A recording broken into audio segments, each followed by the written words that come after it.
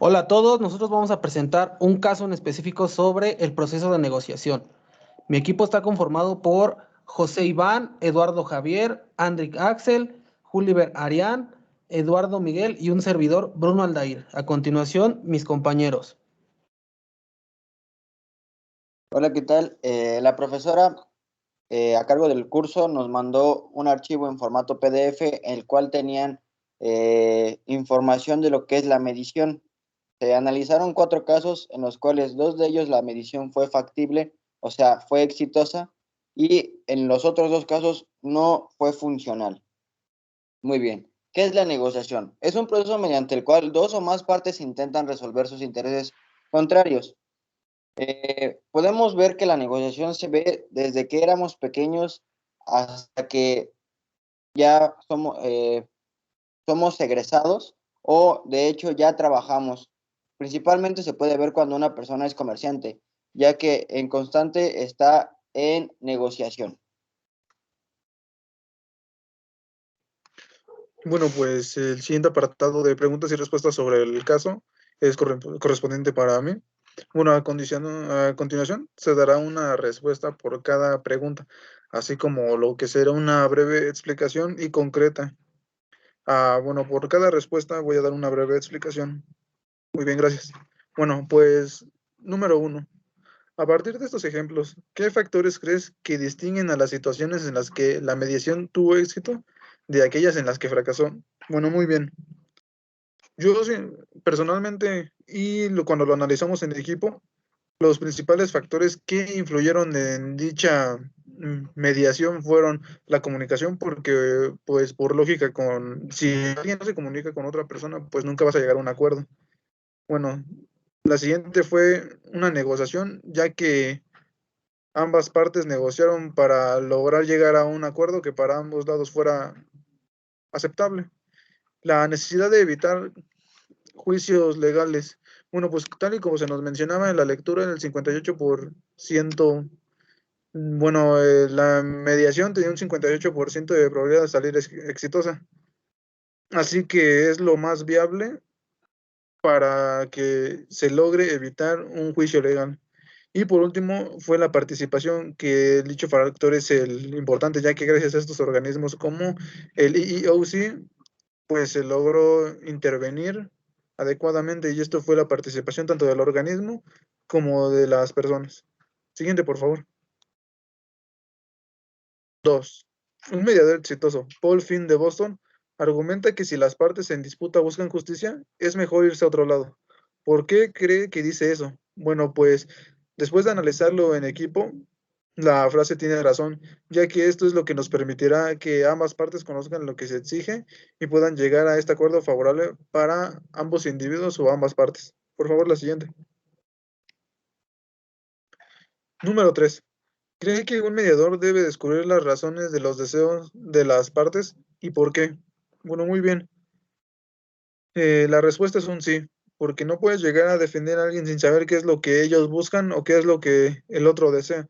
Se debe conocer antes de actuar para así llegar a un acuerdo favorable entre las personas. Por favor, la siguiente. Bueno, número 4.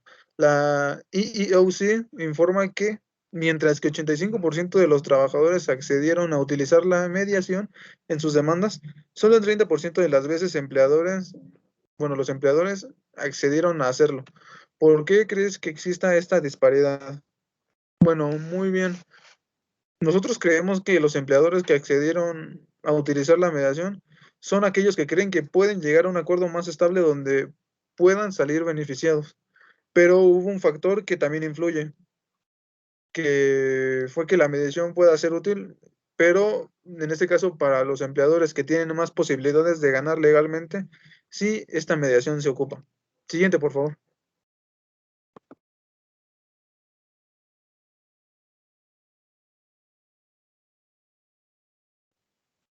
Ok, a mí me toca hablar sobre el conflicto.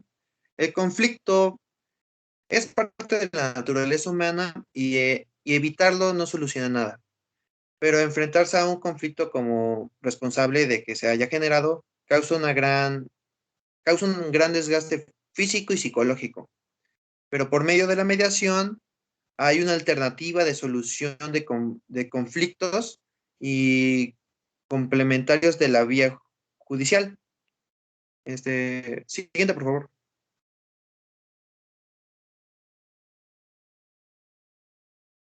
Bueno, los conflictos del caso, como el archivo que nos mandó la maestra, se divide en 4 casos, en los cuales agarramos, o más bien identificamos los conflictos de cada caso.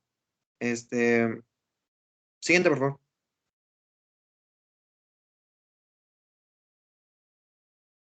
En el primero se pudo detectar el conflicto, sería las disputas legales, que estos son términos que aluden a mantener una discusión o, o un enfrentamiento por medio de términos legales. En el segundo caso, el conflicto fue la discriminación en el empleo, que, que se entiende por la situación en la que un trabajador se ve perjudicado profesionalmente, salarial o moralmente. En el caso 3, sería las disputas laborales.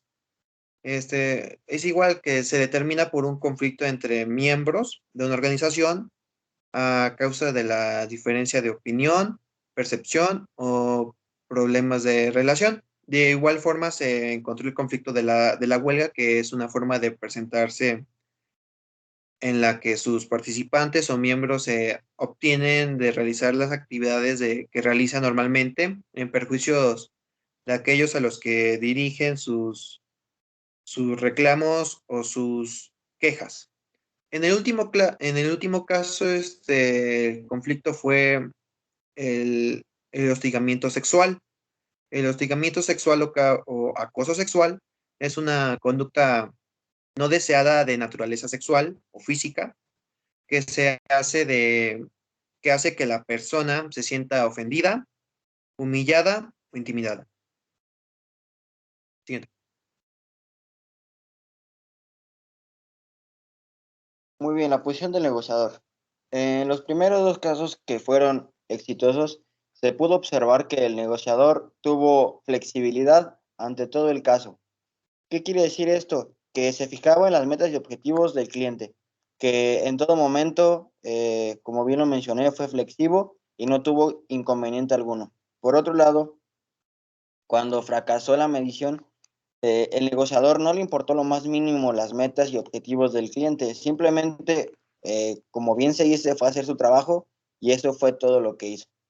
Es por eso que llegó a fracasar la medición en estos ambos casos.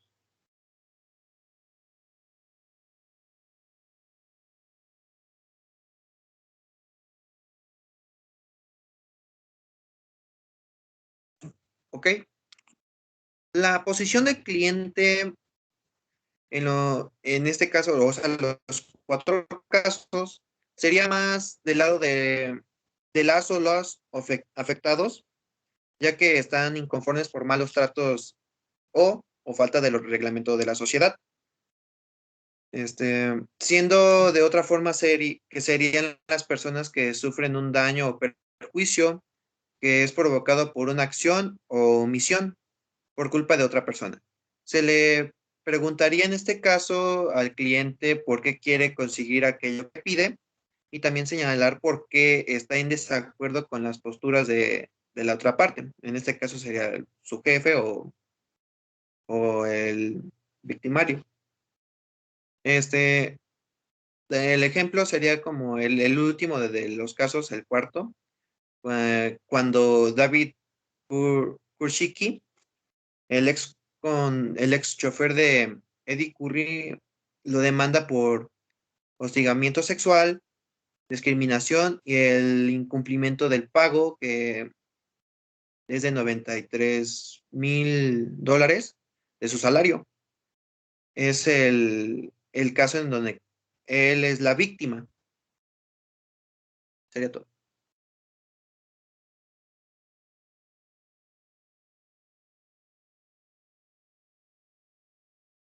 Ok, bueno, intereses del negociador. Se hace referencia a las necesidades, inquietudes, deseos o expectativas que posee cada parte de negociadora. ¿A qué llegamos con esto? En el archivo que nos tocó exponer, se hace, bueno, está estrictamente relacionado a la medición. ¿A qué me refiero con esto? Que se nos muestran 4 diferentes ejemplos en donde en 2 de ellos la mediación hace su trabajo, que es hacer que la negociación de las 2 partes salga bien. No importa el conflicto, no importa necesidades, acciones, intereses, la mediación lo logró sin ningún, ¿cómo decirlo? Pues lo hizo bien. Entonces, bueno, en la otra parte también hay 2 casos en los que no se logró hacer. ¿Por qué? Porque, como dice mi tema, no hubo intereses de la parte del negociador de ninguna de las 2 formas. ¿A qué me refiero a esto? Eventualmente, cuando es una negociación, siempre tienes que checar, tus intereses, pero al igual los de la otra persona. Saber qué necesita, por qué lo necesita, cómo lo hace, por qué lo hace, y todo ese tipo de cosas que hacen que la negociación sea realmente buena para que se llegue así a un acuerdo. Siguiente, compañero.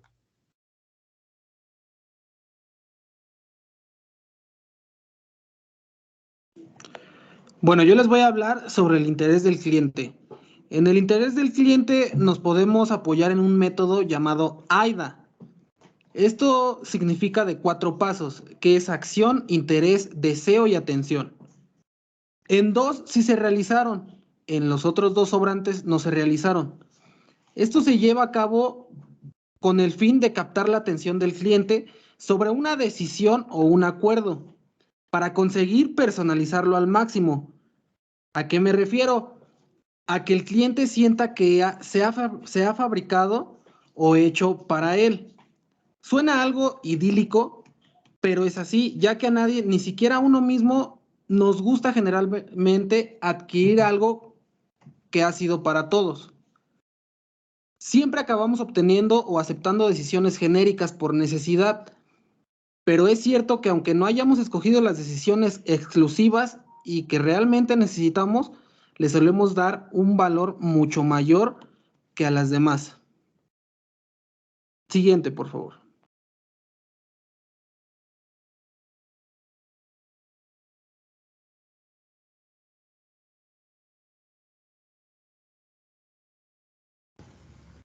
Ya explicaré las alternativas de solución. Empezaremos por saber qué es una alternativa. Las alternativas son el conjunto de acciones que cada parte, por separado, pueden seguir para encontrar una respuesta a sus problemas. Se trata de las posibilidades de retirarse de la negociación cuando los intereses y necesidades no han sido resueltos. En este caso que nos brindó la profesora, pudimos encontrar 4 problemas, en los cuales los primeros 2 las negociaciones fueron verbales, y eso bastó para tener una solución al problema. Y tuvimos 2 negociaciones que no fueron verbales, pero no se concluyeron, no se les dio una solución. ¿Esto por qué se da? Porque cada problemática es diferente.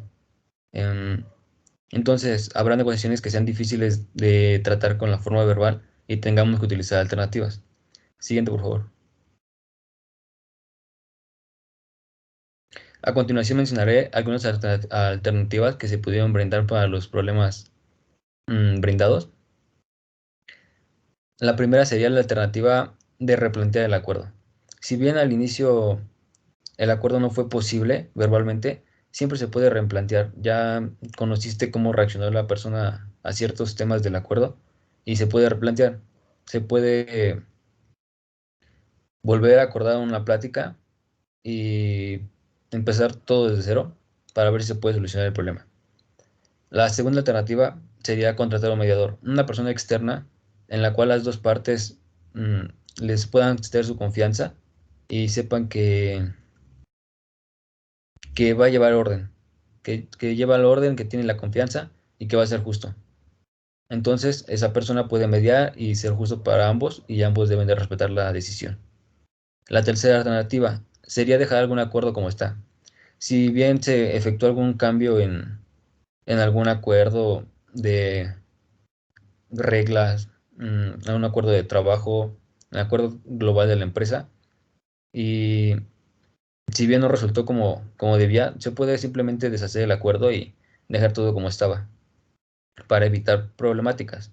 Si bien el acuerdo es importante, o lo que se buscaba implementar es importante, se pueden buscar soluciones a manera de que el acuerdo sea menos brusco y más enfocado a lo que los trabajadores se quejaban.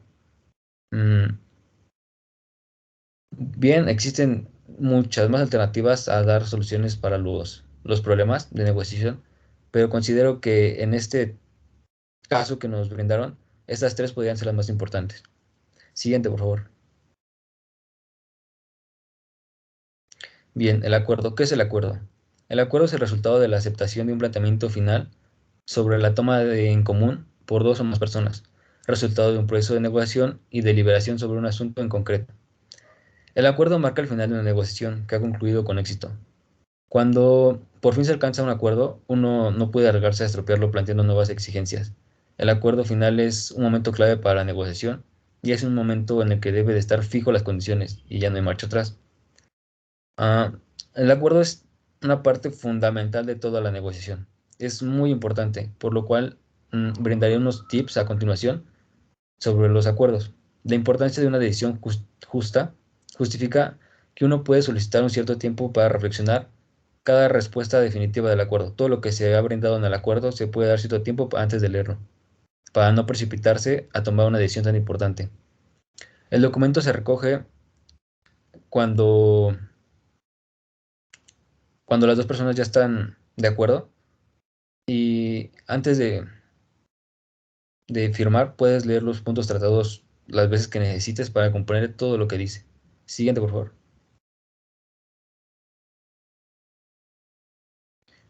Con este documento lo que se debe de hacer es ser lo más exhaustivo posible para no correr ningún riesgo a que a un mayor plazo durante el desarrollo de ese proyecto, de ese acuerdo, esa regla, tenga alguna eventualidad que te pueda perjudicar. Por eso siempre es bueno leer todo el contrato exhaustivamente para que no vayas a tener contradicciones a largo plazo. Mm, el acuerdo es una parte para no relajarse ya es el final del proceso y a veces puede ser relajante ya tener la solución, pero es la parte más importante porque debes estar atento durante la redacción del documento y antes de firmarlo hay que dar una lectura reposada. Por último, es esencial firmar el documento con un negociador que verifique si cuenta con la delegación suficiente de su empresa o si por el contrario requiere la autorización de alguna instancia superior, como lo es algún abogado, algún notario público o alguna persona de testigo. Siguiente, por favor.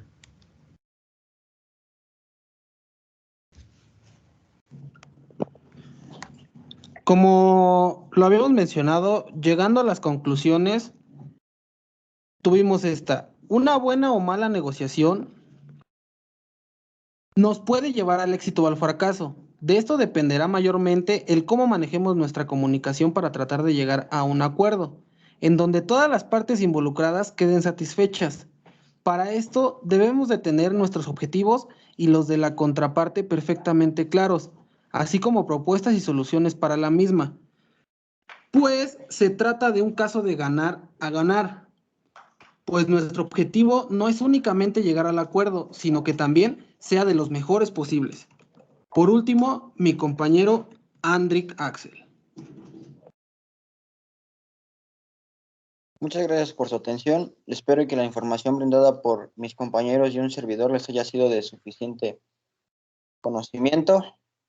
Gracias por su atención. Hasta pronto. Gracias, gracias.